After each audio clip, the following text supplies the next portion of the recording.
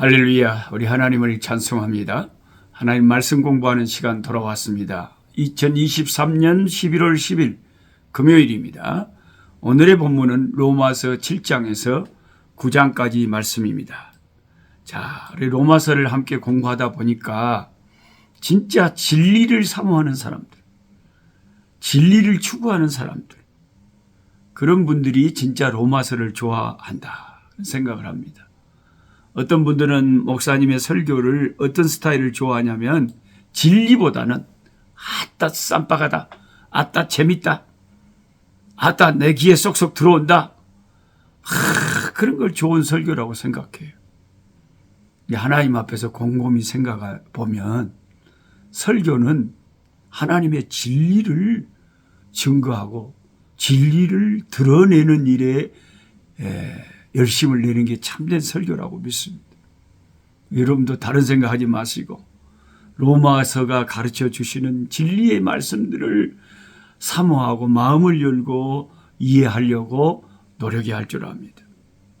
로마서 7장에 사도 바울은 오라 나는 곤고한 자로다 이렇게 한탄하고 있는 장면이 나옵니다. 피곤하다 이거죠. 힘들고 괴롭다 이거죠.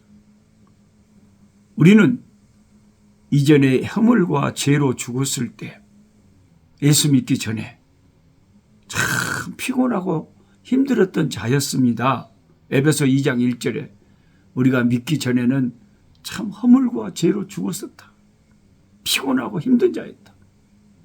그러나 지금 예수 믿는 우리는 더 이상 허물과 죄로 죽은 자들이 아니죠.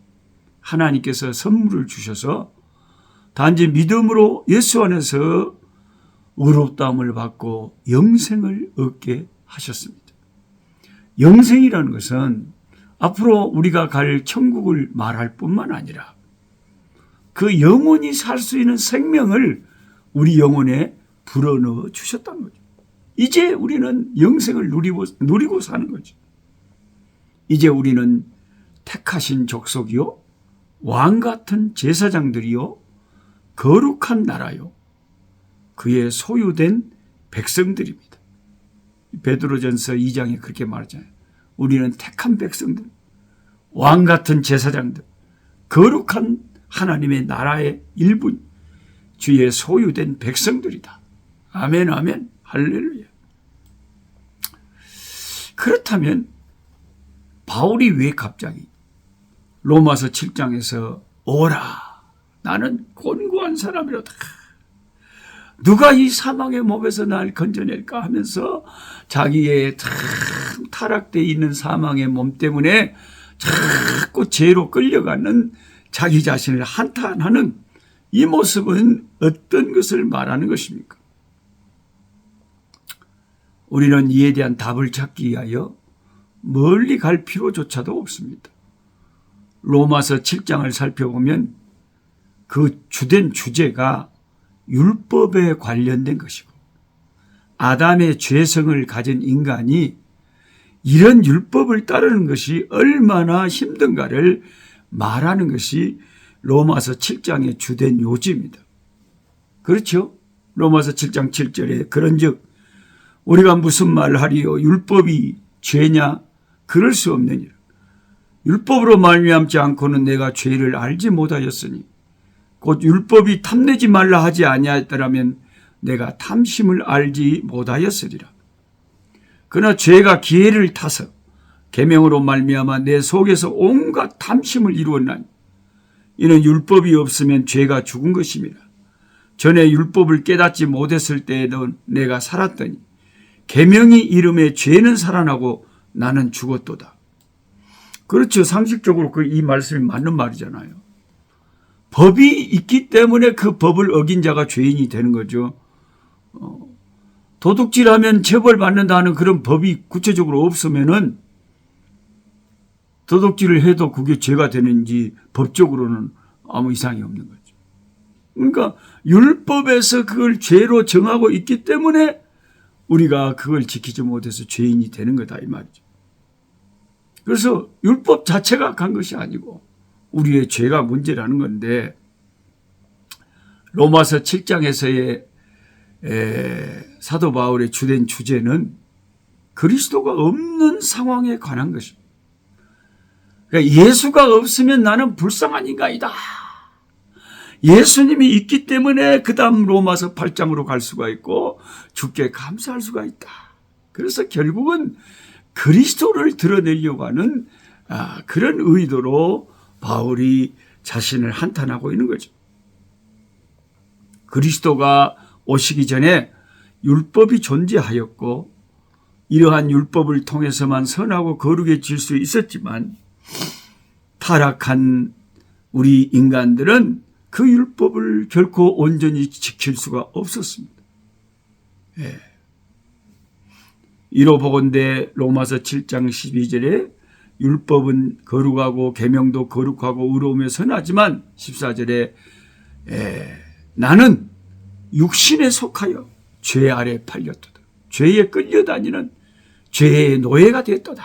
그렇게 이제 고백을 하는 것은 사도 바울이 예수가 없다면은 내 인생이 이렇게 처참하다 하는 이야기를 하고 있잖아요. 바울이 이러한 내용을 써내려갔을 때 그가 진짜로 육신에 속한 자로서 육에 속한 자로서 그런 말을 한 건 아니죠. 그가 예전에 아담의 죄성만을 가지고 있었던 것이 아니죠. 그가 정말 죄 아래 팔렸던 것은 아니죠. 믿는 자로 다시 태어나는 바울 안에는 살아계신 그리스도의 생명이 있었습니다. 그리스도는 성령으로 그를 자유케 하셨습니다. 그는 이제 새로 태어났으며 하나님의 영생을 받았습니다. 그렇다면 그는 죄 아래 팔렸다 하는 식의 표현으로 자신을 표현할 때 그것은 율법의 시대에 대하여 예수님이 없던 자신의 모습에 대하여 이야기하고 있다 하고 여러분이 이해하시면서 읽으시면 이해가 빠를 것입니다. 율법 시대에는 죄에 팔리고 거듭날 수가 없었습니다. 그때에는 새로운 본성을 가질 수가 없었죠. 그런데 예수님의 십자가 이후에 우리에게 주어졌던 모든 것들은 그 이전의 율법 시대에는 우리에게 허락되지 않았던 것입니다. 바울은 로마서 7장 전체를 통하여 그런 방식의 이야기를 하고 있습니다. 바울은 자기 자신을 예수가 없다면 정말 비참한 죄인임을 고백합니다.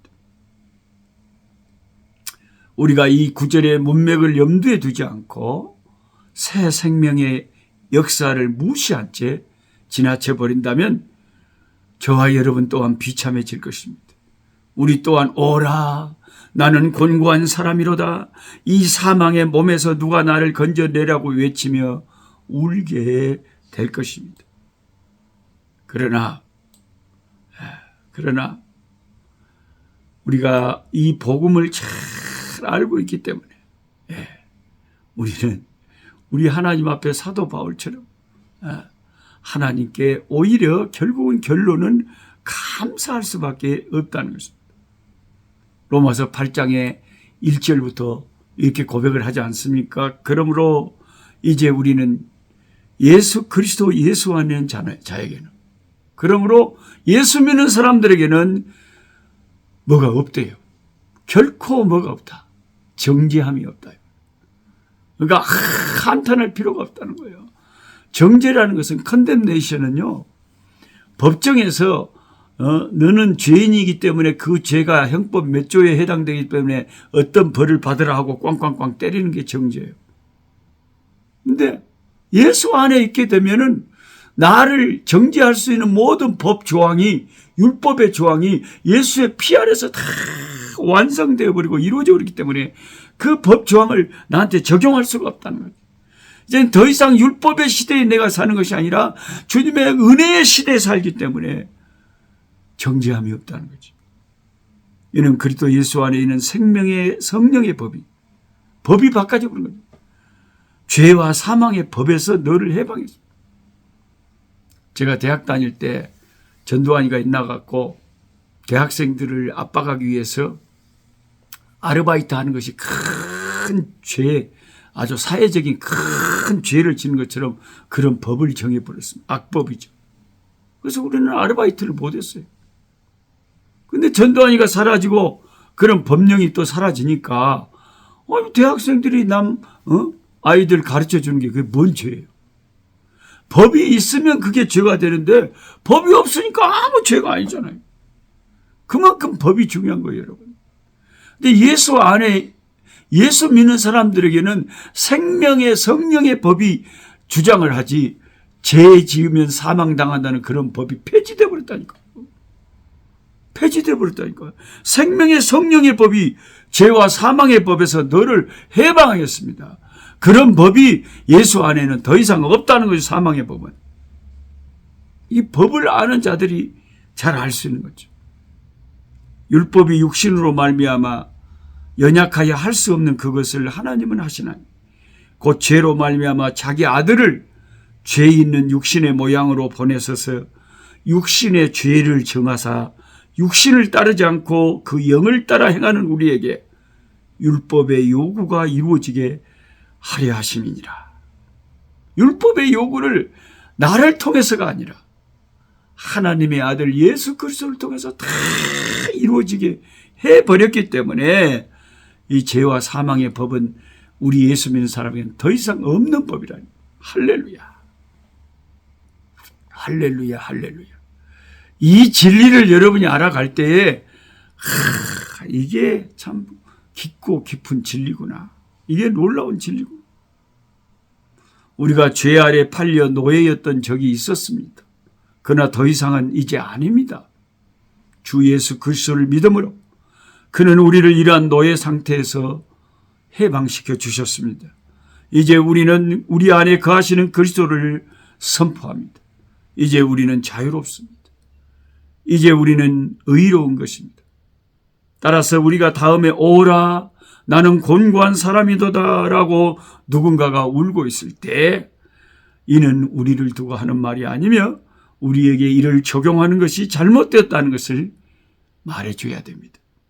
주를 경배하고 그의 아들을 통하여 우리의 이러한 끔찍한 상황에서 우리를 구원하여 주신 우리 하나님과 우리 주 예수 그리스도께 영광과 감사와 존귀함을 돌려드려야 될 것입니다. 물론 우리가 예수님 때문에 죄의 심판에서 구원을 얻었지만 우리 타락한 몸이 부활의 몸을 입을 때까지는 이 타락한 육신 때문에 늘 죄악의 유혹이 우리를 시험할 때가 많고 우리가 영혼이 약할 때 넘어지고 자빠질 때도 있는 것이 사실입니다. 우리 영혼은 말씀대로 살고 싶은데 이 타락한 육신이 자꾸 거슬리는 거죠.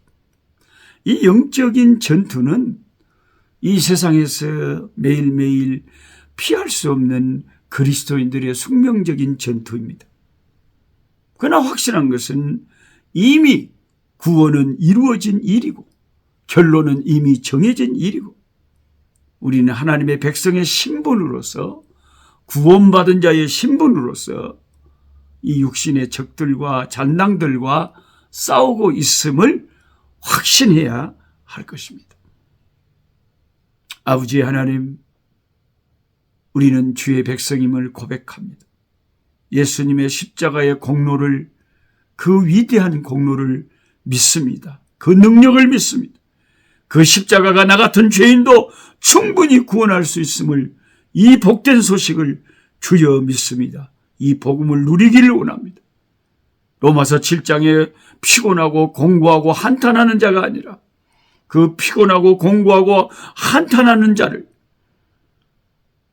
죄와 사망의 범에서 건져내사 구원시켜 주시고 하나님의 백성 삼으사 성령 안에서 주를 찬미케 하신 하나님께 감사하며 사는 이 복음을 누리고 사는 우리가 되게 하여 주옵소서. 우리 구주 예수님의 이름으로 기도하옵나이다. 아멘. 약한 자 힘쓰고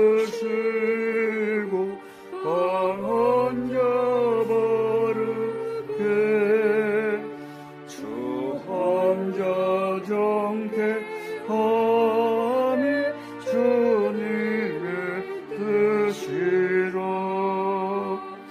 해 아래 압박 있는 곳 주 거기 계셔서 그 팔로 막아 주시어